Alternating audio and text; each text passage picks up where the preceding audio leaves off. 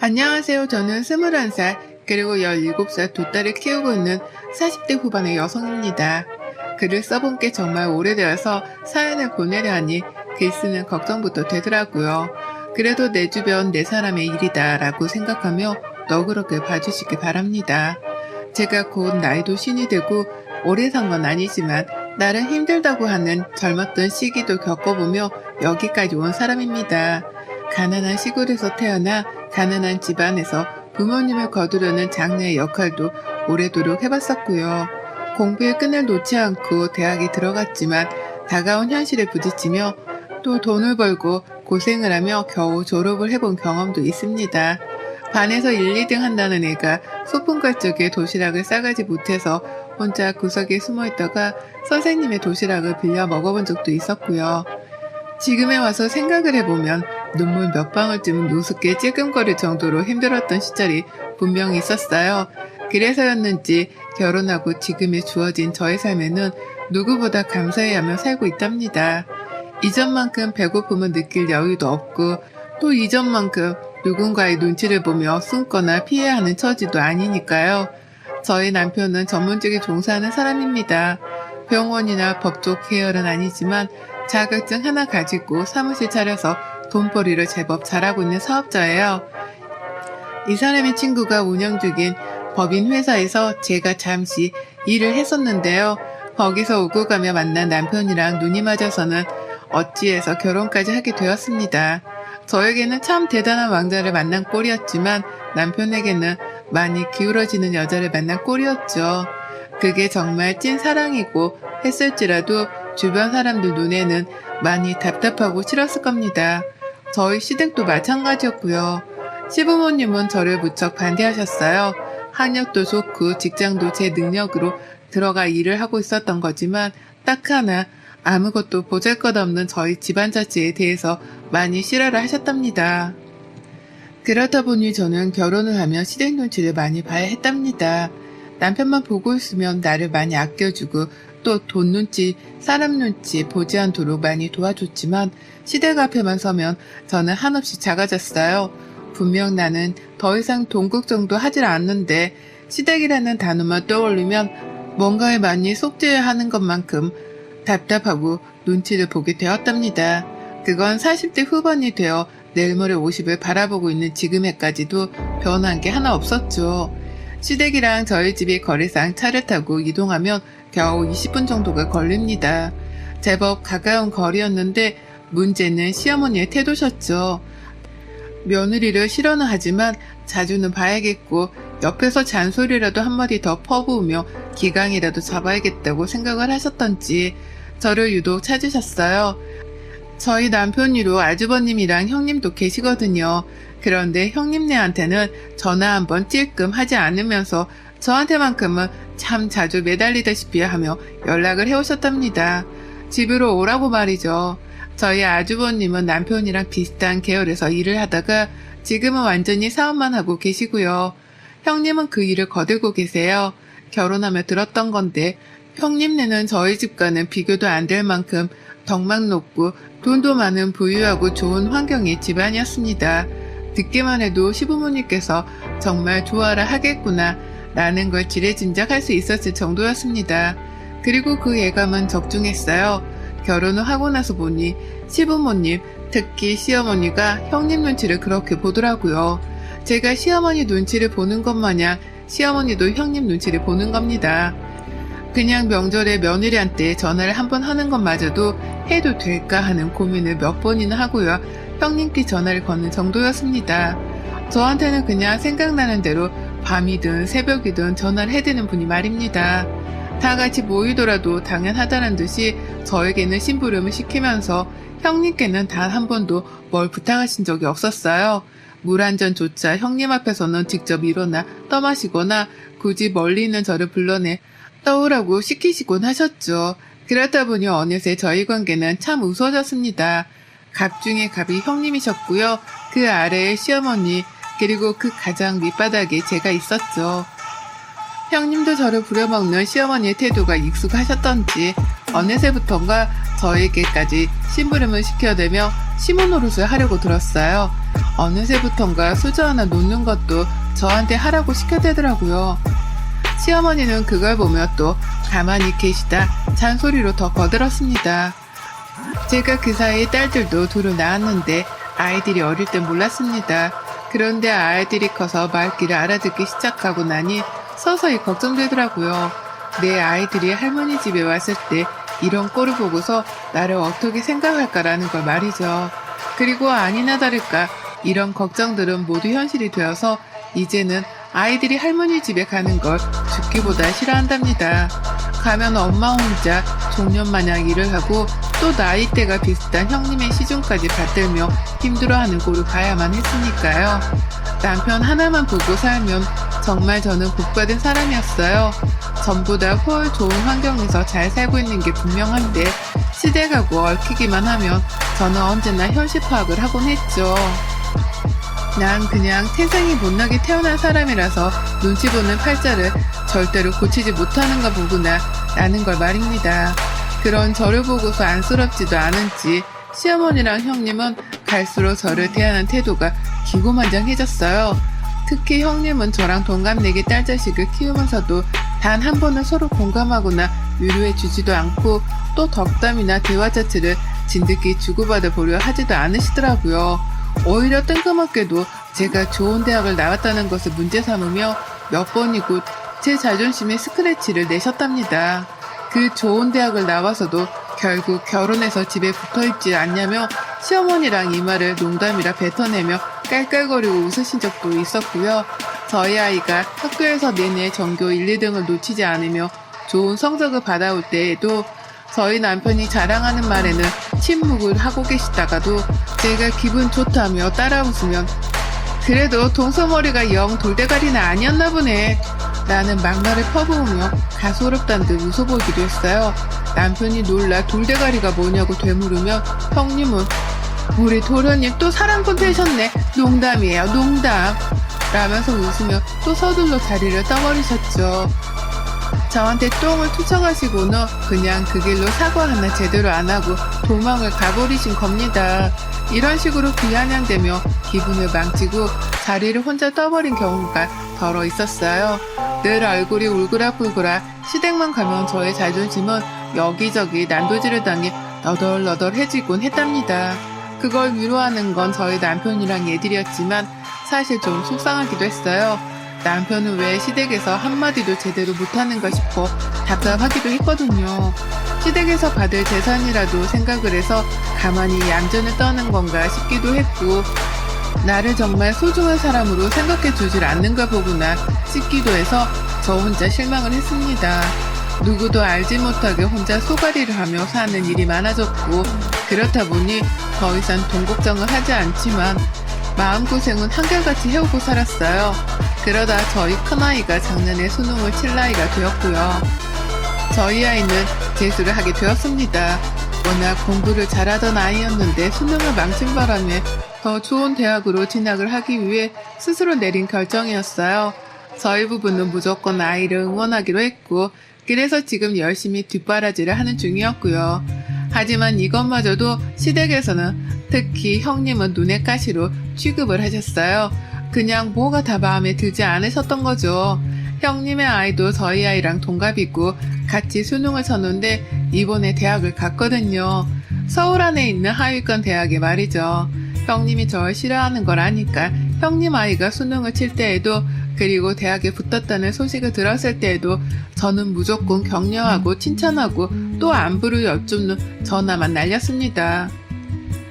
물론 형님은 저희 아이한테 그 어떠한 응원의 말씀도 해주려 하신 적이 없었으나 전 그냥 자식이 수험생이니 형님도 얼마나 떨리실까 싶은 마음에 아이한테 응원을 전해달라며 격려의 전화는 남겼죠.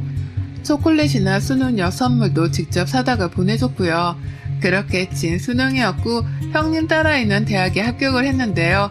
형님의 태도가 이상하더라고요.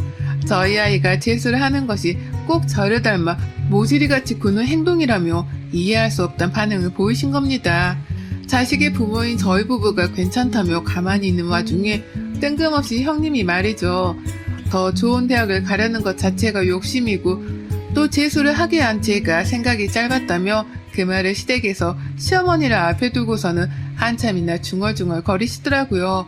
공부를 잘하는 줄 알았는데 알고 보니 좋은 대학에 한 방에 붙을 만한 성적은 아니었다면서 그간에 그렇게 공부를 잘한다는 말만 늘어놓더니만 재수가 뭐야 재수야. 어머님 저 진짜 깜짝 놀랐잖아요 라고 말씀을 하셨죠. 가뜩이나 우리 아이가 힘들까 싶어 걱정도 됐고 미안함이 큰데 저를 앞에 세워두고 이런 소리를 주고받다니 전 정말 충격이었습니다. 그런데도 형님은 충격받은 제 얼굴이 안중에도 없었는지 막말을 계속해서 뱉었죠. 다음에 만나도 또 그 다음에 봐도 늘 재수하는 아이는 잘 있냐는 말과 함께 자신은 절대로 자식에게 재수를 안 시킬 거라는 비교하는 말을 내려놓으셨답니다. 우리 아이가 정말로 좋은 대학에 합격을 할까 싶어 불안하기라도 하셨던지 좋은 대학에 간다고 쳐도 재수를 한다고 낭비한 그 1년을 누가 보상해 주는데 난 진짜 도서가 이해 안 가 라는 말로 나중을 대비한 쐐기를 박아놓기도 하셨고요. 저희 아이가 계속해서 모의고사에서 좋은 성적을 거두고 있었거든요. 남편이 철부지마냥 시어머니 앞에서 아이 칭찬 좀 해달라며 말을 꺼냈더니만 그걸 가지고서 형님이 또 시비를 거신 것이었어요. 하여간 부딪혀봤자 좋은 소리를 듣지 못했고 그래서 우리 사이의 거리는 절대로 좁혀지지 않았답니다. 저도 힘들게 공부하는 우리 아이 흉까지 보기 시작한 형님을 슬슬 용서하지 못하기 시작했고요. 그러다 이번 추석 저에게는 악몽과도 같은 시간이었습니다. 저희 집안에서 추석에 시댁부터 가는 건 당연했는지라 당연스레 시댁부터 찾았어요. 갔더니만 형님네가 먼저 계셨고 형님의 애들도 다 와 있더라고요. 아니나 다를까 자리에서 일어나 제대로 인사다운 인사도 하질 않은 채 앉아만 계시던 형님. 시작부터 기운이 껄끄러웠습니다. 늘 당해왔던 일임에도 불구하고 왜인지 이번만큼은 느껴지는 분노가 꽤나 컸죠. 속으로 한숨을 팍 쉬면서 집안 눈치를 또 살피는데 어머님이 바로 부엌으로다가 저를 부르시더라고요. 가보니 명절 제사를 지낸다며 시어머니가 준비해 놓은 식재료가 한가득이었고요. 어머님은 당장이라도 요리를 하고 싶었으나 형님을 부르기는 눈치가 보였었던지 기다리다 제가 도착을 하자마자 저를 불러선 부엌에서 요리를 시작하셨습니다. 그렇게 저는 시댁에 도착을 하자마자 일을 했고 명절 요리를 다 끝내고 난 후 잠깐 쉬는 타이밍에 소파 끄트머리에 앉아있던 남편 옆에 앉았어요. 거실 한복판에 앉자니 형님이 자리를 차지하고 계셔서 살짝 불편했거든요. 그런데 형님이 고개를 돌려가면서 저를 찾더니만 거실 한복판에 앉으라며 저를 부르는 게 아니겠어요? 참고로 형님 나이는 쉰입니다. 나이가 반 100살인 어른이라고요. 진지하게 나이를 먹은 만큼 먹은 양반이 저를 거실 한복판에 앉으라며 불러 세워서는 TV까지 딱 꺼버리는 게 아니겠어요? 온 가족들이 다 보고 있던 TV를 꺼버렸으니 그 모든 시선들은 당연히 저랑 형님 두 사람에게로 향했답니다. 형님은 모든 시선이 우리에게로 향하자 그제서야 우리 수연이가 재수 공부하느라고 힘들 텐데 라는 말과 함께 TV 선반 옆에 있던 자기 핸드백을 직접 들고 오더라고요. 전 순간 기대를 했어요. 설마 재수하는 우리 아이한테 줄 선물이라도 준비를 해오신 건가 싶었거든요. 안 그럼 뜬금없이 TV를 보다 말고 그걸 꺼버리고서는 우리 아이 이름을 언급하며 가방을 들고 온 이유가 없었습니다. 그러니 전 남들이 그렇듯이 당연하게 선물을 기대했어요. 그럴 사람이 아니라는 걸 잘 알았지만 그 순간만큼은 분위기가 딱 그랬습니다. 저희 남편도 뭔가 받을 게 있는 건가 싶었던지 기대를 하고서는 자리에서 일어나 제 쪽으로 다가와 같이 앉아버렸고요. 그런데 소리가 이상했습니다. 이상 야릇했어요. 선물이라는데 재수를 하는 아이한테 줄 선물인 줄 알았는데 소리가 굉장히 부스럭거리면서 요란스럽더라고요. 그냥 요란스러운 게 아니라 무슨 플라스틱 과자 봉다리를 마지작거리는 와중에 뭔가가 부스러지는 듯한 소리까지 나는 듯이 부산스러웠습니다. 순간 신경이 곤두서다 못해 이게 뭔가 싶은데 형님의 가방 안에서 나온 그 무언가의 정체를 보자마자 전 소스라치게 놀라며 외마디를 뱉어내고 말았습니다. 라는 탄식 말입니다. 그건 바로 미역이었어요. 네, 애 낳고 먹는다는 그 미역 말입니다. 시험을 앞둔 수험생에게는 미끄러진다는 속성 때문에 선물 중에서는 최악으로 꼽힌다는 그 미역 말이죠. 어린애가 미역국을 뜬금없이 먹을 것도 아니었고, 그렇다고 미역을 특히나 좋아라 하는 애도 아니었는데요. 하고 많은 선물들 중에서 미역을 골라와 선물로 주려고 했다는 그 사실에 저는 재차 생각할수록 경악을 금치 못했답니다. 웬일로 형님이 저를 먼저 불러서는 딸아이까지 언급을 하며 가방을 찾아오길래 대단한 선물 혹은 현금이라도 줄 줄 알았다며 제 옆으로 쫄래쫄래 다가왔던 남편. 하지만 형님 가방 안에서 미역이 나오는 걸 본 순간 제가 내뱉은 탄식에 이어 남편도 바로 참 이라는 허무하단 한숨소리를 쏟아내며 당황히 어쩔 줄을 몰라 했죠. 그 순간만큼은 저희 부부가 모두 다 딸의 편이 되어서 이러한 무례를 범한 형님의 태도에 순간적으로 화가 차올랐네요. 공부한다고 가뜩이나 힘들어하는 아이인데 이게 무슨 역 같은 경우냐 싶었던 거였죠. 그리고 그제서야 알았습니다. 형님이 눈치 없는 척을 하면서 우리 도련님도 기대를 했나 보네. 내가 수연이 주려고 챙겨온 건데 라는 말과 함께 가방 속 미역을 완전히 꺼내다가는 제 앞에 놓아주셨거든요. 근데 그걸 자세히 보니까 먹던 미역이더라고요. 색을 사왔어도 잘했다고 칭찬을 해줄까 말까 하는 와중이었는데 자신이 집에서 먹다 남았던 미역을 그 인공 포장지 안에 그대로 담아서는 가방 안에 꾸겨 넣어서 들고 온 겁니다. 뒤에서 시어머니란 사람은 그걸 보고 피식거리며 웃기까지 하고 있었고요. 순간 이 사람들이 괴물들인 줄 알았어요. 본인도 얼마 전 수험생의 엄마여서 미역이 선물로는 최악이라는 걸 잘 알고 있었을 텐데도 일부러 저에게 엿을 먹이겠다고 굳이 재수하는 딸까지 건드려 열불이 나게 한 것이었죠. 그러니 남편도 이것만큼은 더 이상 참기 힘들다 싶었던지 이걸 공부하는 애들 중에서 누가 먹는데요? 참 형수님도 라면서 형님을 향해 분노의 레이저를 쏘아대기 시작했습니다. 그리고 저는 이때다 싶어 남편의 행동에 불을 끼얹었죠. 그간에 저 무시하고 까내리고 했던 것들 다 괜찮아요. 뭐 원래 인성이 그 정도밖에 안 되시는 분이시구나 싶어서 제가 그간 참고는 살았습니다. 근데 이건 아니죠. 지금도 독서실 가서 힘들게 공부하고 있는 애가 무슨 잘못이 있다고 이런 추태를 벌이세요? 라고 형님께 쏘아 물었어요. 웃음기 하나 없이 살기 가득한 표정으로 말이죠. 남편도 제가 한 말에 가슴이 아프고 감동이었던지 딸을 지켜보겠다며 자리에서 벌떡 일어나 당장 그 미역을 쓰레기통에 가져다 버렸고요. 그러다 형님은 아주 당황을 하며 말씀하셨어요. 내가 뭘 잘못했다고 부부가 같이 나서서 이래? 내가 기껏 생각해서 챙겨왔구만. 부부가 참 너무하네. 라면서 혼자 착한 척, 신경 써준 척은 다 하면서 오히려 저희를 비난하시더라고요. 오버하는 중이라는 말까지 하셨답니다. 그러니 저는 내가 오버를 하는 건가 싶다가도 도저히 용납이 되질 않는 형님의 말씀에 결국 화를 터뜨리고야 말았어요. 거참, 나이값 좀 하고 사세요. 반백살 먹은 양반이 유치하게 뭐하는 짓이야 이게?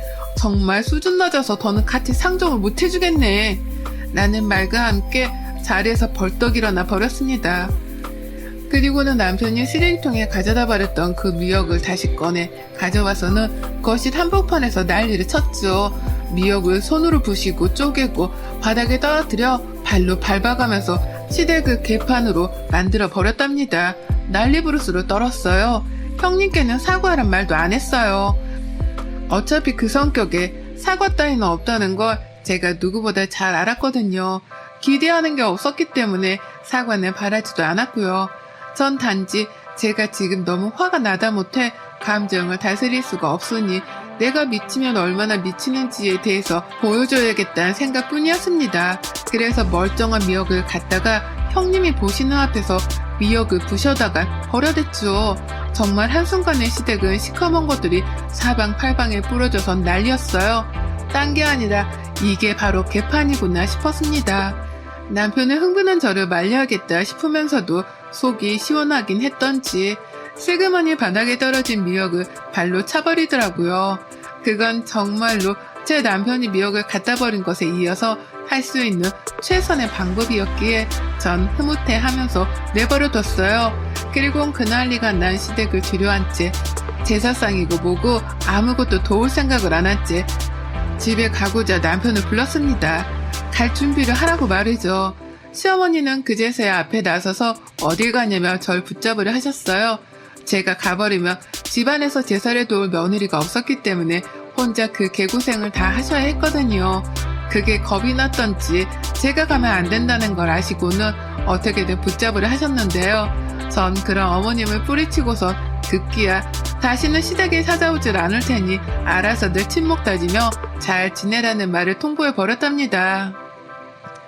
둘째 며느리는 이제 없는 취급하고 사셔도 된다고 하면서 말이죠. 그 순간 시어머니의 눈동자가 흔들리는 게 보였습니다. 저를 자꾸만 힘들게 하면 이런 상황이 올 거라는 거 예상하지 못했던 건지 놀라다 못해 충격을 받은 표정이시더라고요. 하지만 상관없었어요.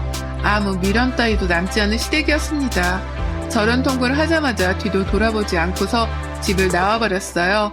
이제는 다시 안 찾아봐도 된다는 생각에 괜시리 속이 시원해 하늘을 한번 올려다봤고요. 뒤따라 차키를 들고 온 남편은 저를 집까지 바래다주고선 다시 시댁으로 돌아갔습니다.